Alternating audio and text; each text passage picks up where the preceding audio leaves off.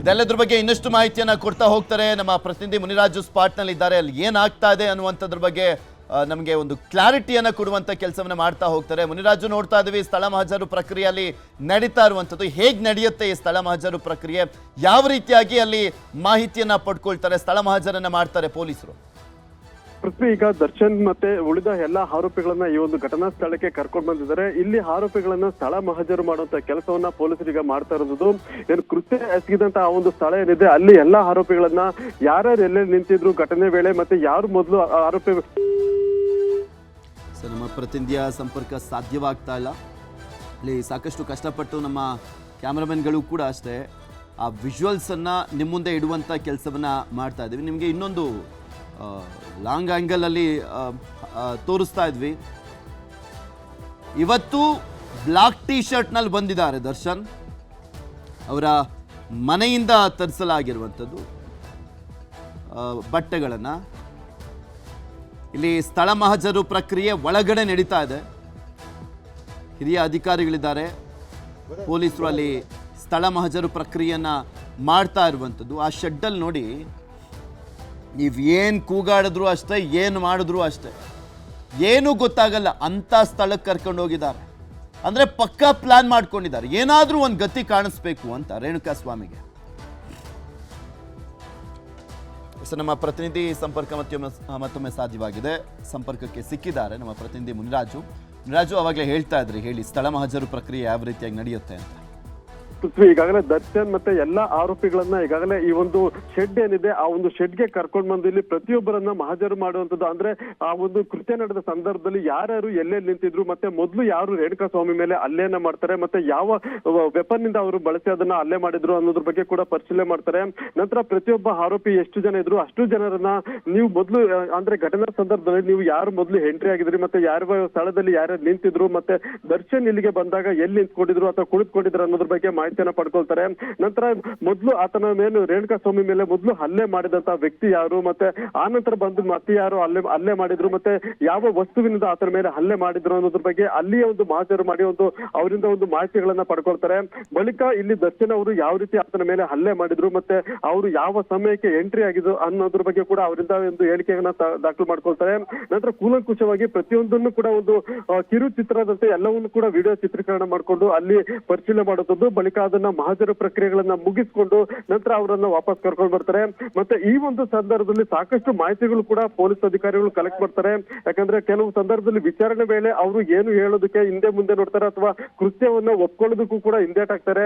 ಆದ್ರೆ ಮಹಜರು ಮಾಡುವಂತ ಸಂದರ್ಭದಲ್ಲಿ ಇಲ್ಲಿ ಎಕ್ಸ್ಪ್ಲೈನ್ ಮಾಡುವಾಗ ಪ್ರತಿಯೊಬ್ಬ ಆರೋಪಿಯು ಕೂಡ ಯಾರ್ಯಾರು ಕೃತ್ಯದಲ್ಲಿ ಭಾಗಿಯಾಗಿದ್ರು, ಮತ್ತೆ ಯಾರ ರೋಲ್ ಏನಾಗಿತ್ತು ಅನ್ನೋದ್ರ ಬಗ್ಗೆ ಸಂಪೂರ್ಣವಾಗಿ ವಿವರಣಾತ್ಮಕವಾಗಿ ಅವರಲ್ಲಿ ತೋರಿಸ್ಕೊಡ್ತಾರೆ.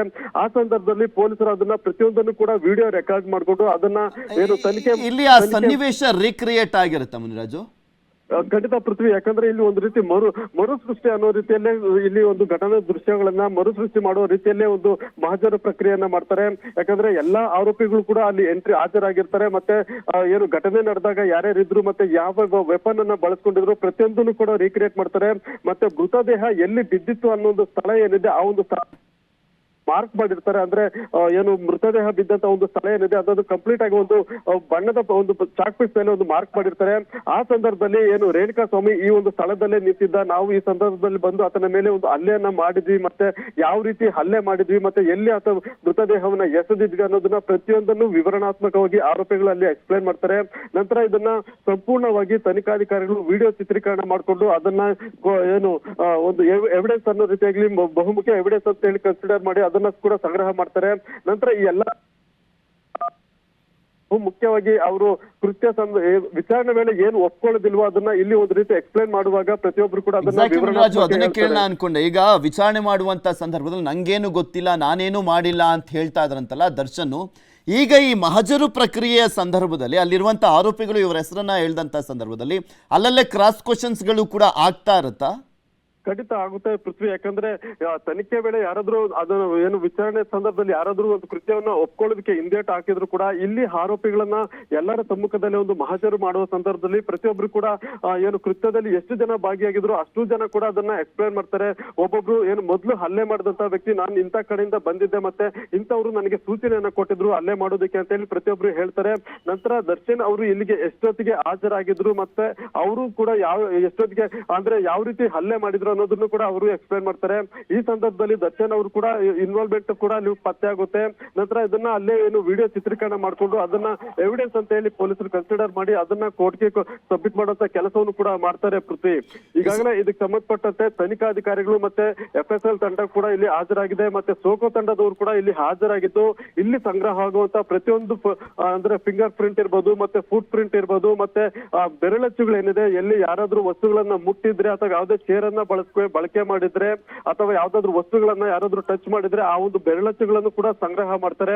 ಅಲ್ಲಿ ಇವರು ಯಾರ್ಯಾರು ಇದ್ರು ಅನ್ನೋದ್ರ ಬಗ್ಗೆ ಒಂದು ಖಚಿತವಾಗಿ ಒಂದು ಮಾಹಿತಿ ಸಿಗುತ್ತೆ. ಆ ಸಂದರ್ಭದಲ್ಲಿ ಬೆರಳಚ್ಚಿದ್ರೆ ಇವರು ಇಂಥ ಸ್ಥಳದಲ್ಲಿ ಇದ್ರು ಅದಕ್ಕೆ ಸಂಬಂಧಪಟ್ಟಂತ ಬೆರಳಚ್ಚು ಕೂಡ ಇಲ್ಲಿ ಪತ್ತೆ ಆಗಿದೆ ಅಂತ ಹೇಳಿ ಅದನ್ನ ಸೋಕೋ ತಂಡದವರು ಮತ್ತೆ FSL ತಂಡದವರು ಅದನ್ನ ಐಡೆಂಟಿಫೈ ಮಾಡಿ ಅದನ್ನು ಕೂಡ ಒಂದು ತನಿಖೆಗೆ ಒಳಪಡಿಸ್ತಾರೆ ಪೃಥ್ವಿ.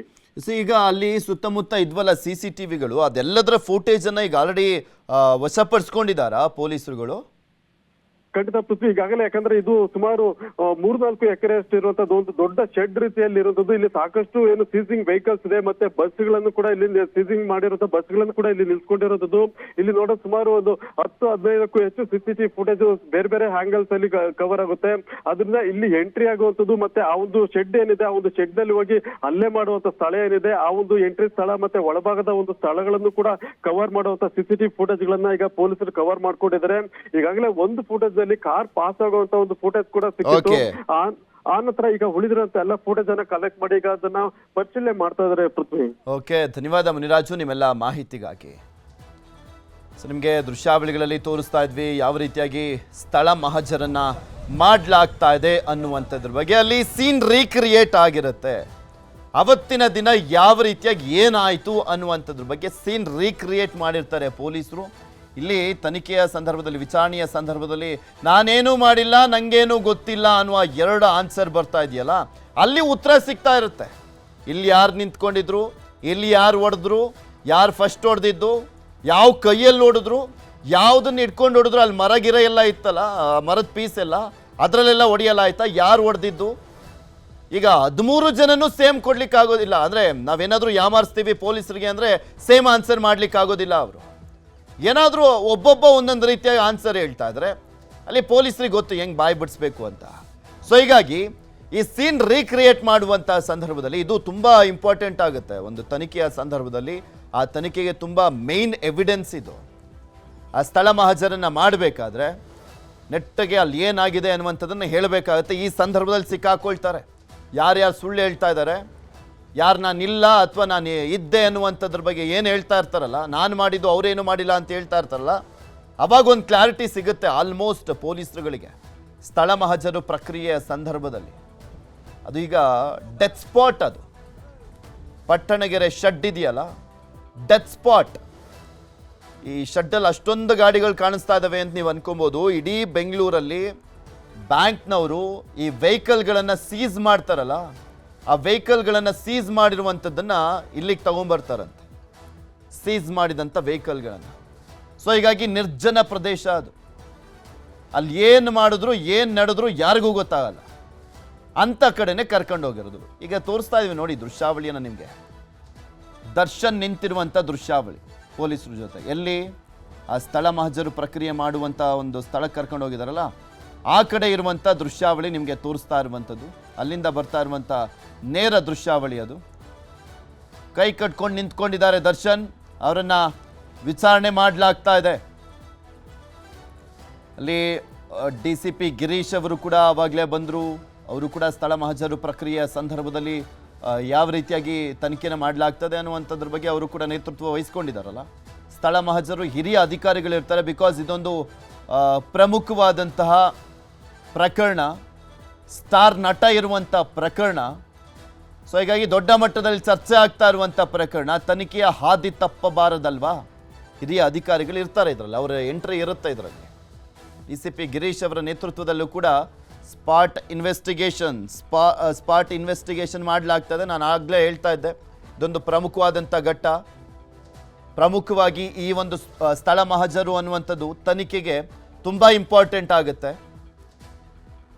ಹಲ್ಲೆ ಮಾಡಿದ್ದೆಲ್ಲಿ, ಕೊಲೆ ಮಾಡಿದ್ದೆಲ್ಲಿ, ಯಾವ ರೀತಿಯಾಗಿ ಹಲ್ಲೆ ಆಯಿತು, ಯಾವ ರೀತಿಯಾಗಿ ಕೊಲೆ ಆಯಿತು, ಯಾರೆಲ್ಲ ಭಾಗಿಯಾಗಿದ್ರು, ಕೊಲೆ ಮಾಡುವಂಥ ಸಂದರ್ಭದಲ್ಲಿ ಏನನ್ನೆಲ್ಲ ಉಪಯೋಗ ಮಾಡಿದ್ರು, ಫಸ್ಟ್ ಹೊಡೆದಿದ್ದು ಯಾರು, ಅದಾದ್ಮೇಲೆ ಕೊಲೆ ಮಾಡಿದ್ದು ಯಾರು, ಆ ಹಗ್ಗ ಎಲ್ಲ ಕಟ್ಟಿದ್ರಂತಲ್ಲ ಕೈಗೆ ಕಾಲಿಗೆ ಎಲ್ಲ, ಆ ಹಗ್ಗ ಎಲ್ಲೋಯ್ತು, ಅಲ್ಲಿದ್ದರೆ ಓಕೆ, ಅಲ್ಲಿಲ್ಲ ಅಂದರೆ ಎಲ್ಲೋಯ್ತು, ಅದನ್ನು ಯಾರಾದರೂ ಸಾಕ್ಷ್ಯ ನಾಶ ಮಾಡುವಂಥ ನಿಟ್ಟಲ್ಲಿ ಎಸ್ದಿದ್ರಾ, ಯಾರು ಎಸ್ದಿದ್ದು, ಈ ಪ್ರಶ್ನೆಗಳೆಲ್ಲವೂ ಕೂಡ ಅರೈಸ್ ಆಗುತ್ತಲ್ಲಿ. ಇಲ್ಲಿ ಸ್ವಲ್ಪ ಕಷ್ಟ, ನಾವೇನೋ ಯಾಮಾರಿಸ್ಬಿಡ್ತೀವಿ ಪೊಲೀಸರಿಗೆ ಅಂತ ಹೋದರೆ. ಬಿಕಾಸ್ ಇದರಲ್ಲಿ ಒಬ್ಬ ಅಲ್ಲ ಇರೋದು, 13 ಜನ, ಟೋಟಲಾಗಿ 17 ಜನರ ವಿರುದ್ಧ FIR ಆಗಿರೋದು. ಸೊ ಹೀಗಾಗಿ 17 ಜನರ ವಿರುದ್ಧ FIR ಆಗಿರುವಂಥ ಕಾರಣಕ್ಕೋಸ್ಕರ ಯಾಮಾರಿಸೋದು ಅಷ್ಟು ಈಸಿ ಅಲ್ಲ. ಕಿಲ್ಲಿಂಗ್ ಸ್ಟಾರ್, ಕೊಲೆಯನ್ನ ಮಾಡಿರುವಂಥವರು ಯಾರು ಅನ್ನೋಂಥದ್ದು ಗೊತ್ತಾಗಬೇಕು. ಈ ಪೊಲೀಸರು ನಿನ್ನೆ ರಿಮ್ಯಾಂಡ್ ಅರ್ಜಿ ಕೊಡುವಂಥ ಸಂದರ್ಭದಲ್ಲಿ ಸಾಕ್ಷಿಯನ್ನ ಮುಚ್ಚಾಕುವಂಥ ಪ್ರಯತ್ನ ಮಾಡಲಾಗ್ತದೆ. ಪ್ರಭಾವಿ ಆಗಿರುವಂಥ ಹಿನ್ನೆಲೆಯಲ್ಲಿ, ಪ್ರಭಾವಿ ಚಿತ್ರನಟ ಆಗಿರುವಂಥ ಕಾರಣಕ್ಕೋಸ್ಕರ ಸಾಕ್ಷಿಯನ್ನ ಮರೆಮಾಚುವಂಥ ಕೆಲಸ ಕೂಡ ಆಗ್ತಾ ಇದೆ. ಆ ಒಂದು ಪ್ರಕರಣದಲ್ಲಿ, ಅಂದರೆ ಈ ಕೊಲೆ ಪ್ರಕರಣದಲ್ಲಿ ಯಾಮಾರಿಸುವಂಥ ಕೆಲಸ ಕೂಡ ಆಗಿದೆ. ನೀವು ಒಂದು 3 ಜನ ಹೋಗಿ 4 ಜನ ಸರೆಂಡರ್ ಆಗಿ ನಿಮಗೆ ದುಡ್ಡು ಕೊಡ್ತೀವಿ, ಕೋರ್ಟ್ನೆಲ್ಲ ನಾವೇ ನೋಡ್ಕೊಳ್ತೀವಿ ಅಂತ ಅಂದರೆ ಸಾಕ್ಷ್ಯ ನಾಶ, ಹಾಗೆ ಪ್ರಕರಣದ ಹಾದಿ ತಪ್ಪಿಸುವಂಥ ಕೆಲಸನೂ ಕೂಡ ಆಗಿರುವಂಥದ್ದು ಈ ಪ್ರಕರಣದಲ್ಲಿ.